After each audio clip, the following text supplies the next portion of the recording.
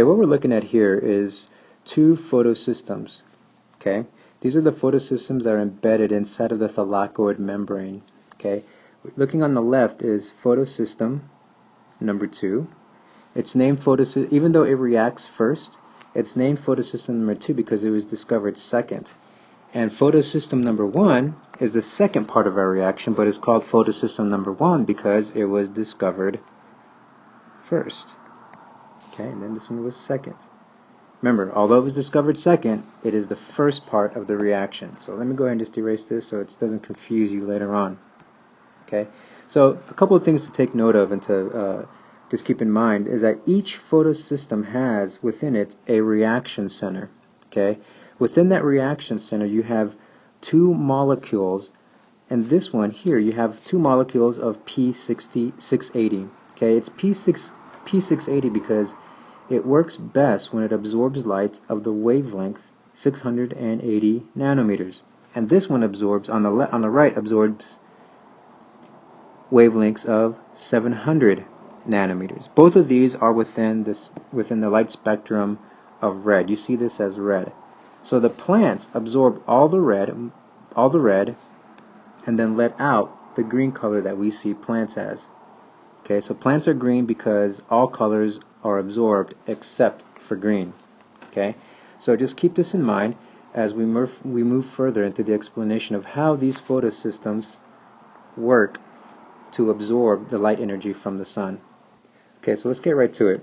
So sunlight photons come from the atmosphere, from the sun. Okay, so these energy packages hit plants. They're absorbed by these molecules, and the energy is passed on from molecule to molecule until it reaches this P680 molecule that we talked about earlier. Okay, so this molecule, although it is energized, it needs electrons, and photosynthesis, these photosystems, photosystem number 2, gets its electrons from a water molecule. Okay, from this water molecule. Electrons are stripped from the water molecule, splitting up the water molecule into its constituent elements, which is 2 hydrogens and a single oxygen. But that single oxygen immediately joins up with another single oxygen, making O2. Okay, so you have your hydrogen ions, and then you have your oxygen elements or molecule. So this electron is stripped from water. Okay, it is then excited from the energy that's been absorbed by the pigments, okay, in the photosystem. This electron is then excited by that energy, and it jumps energy states. Okay, it jumps energy states into this primary acceptor. Alright, so this excited electron right here is then passed on through the electron transport chain of the plant. Okay, now it's passed on from photosystem number 2 to photosystem number 1.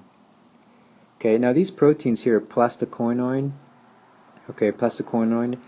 and plastocyanine, you don't have to memorize those molecules. All you have to know is that this excited electron right over here, this excited electron is very excited. It's packed with energy from the sunlight, and it goes down. It has an exergonic fall, which means as it goes down this electron transport chain, it loses some of that energy. Okay, so that electron loses energy each step from the electron transport chain, and it is absorbed into an ATP molecule. Okay,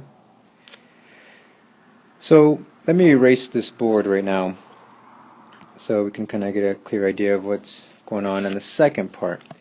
So again, that excited electron lost its energy going down the ETC, okay, and that energy is now absorbed in an ATP molecule.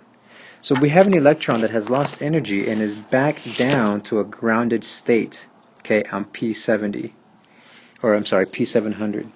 So this photosystem number 1, photosystem number 1, not number 2,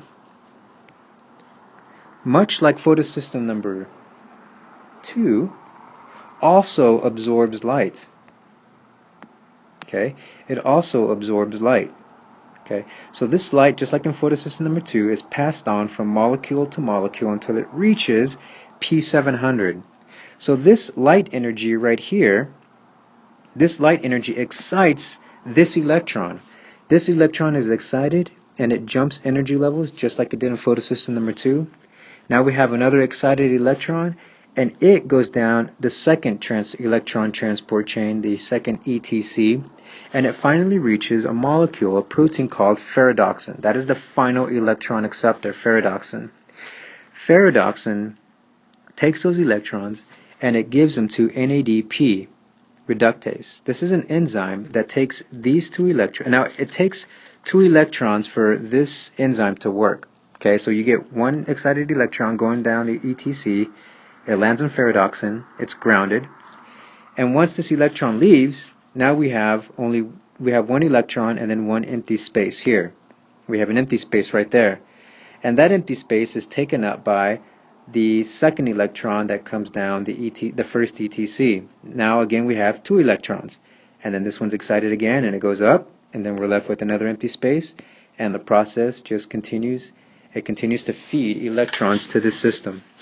Okay, so it requires ferredoxin or NADP reductase requires 2 electrons, 2 grounded electrons, to put NADP and combine NADP to make NADPH.